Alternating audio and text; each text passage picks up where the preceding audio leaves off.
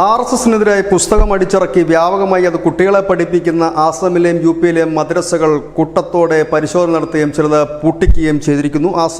ആസാമിലുള്ള ജാമിയ ഹബീബിയ മസ്ജിദിനുള്ളിൽ നിന്നാണ് ഈ പുസ്തകങ്ങൾ കണ്ടെത്തിയത്. ഈ പുസ്തകത്തിൻ്റെ തലക്കെട്ട് തന്നെ RSS രാജ്യത്തെ തീവ്രവാദ സംഘടന എന്നാണ്.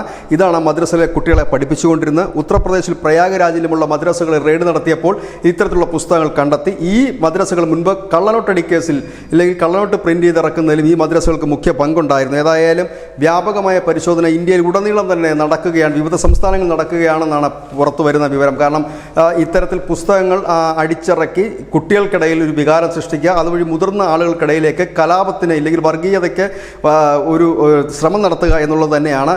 വലിയ രീതിയിൽ തന്നെ RSSനെതിരായി, RSS ആണ് ഈ കലാപങ്ങൾക്ക് പിന്നിൽ നിന്നും ഒരു ഭീകര സംഘടനയാണ് RSS എന്നുള്ള രീതിയിലും അത് തങ്ങളുടെ മതത്തിന് എതിരാണ് ഈ സംഘടന എന്ന രീതിയിലാണ് ഈ പുസ്തകം അടിച്ചിറക്കിയിരിക്കുന്നത്. എന്തായാലും വലിയ രീതിയിൽ തന്നെയുള്ള റെയ്ഡുകളാണ് യുപിയിലും ആസാമിലും ഇപ്പോഴും തുടരുന്നത്. News desk news India Malayalam.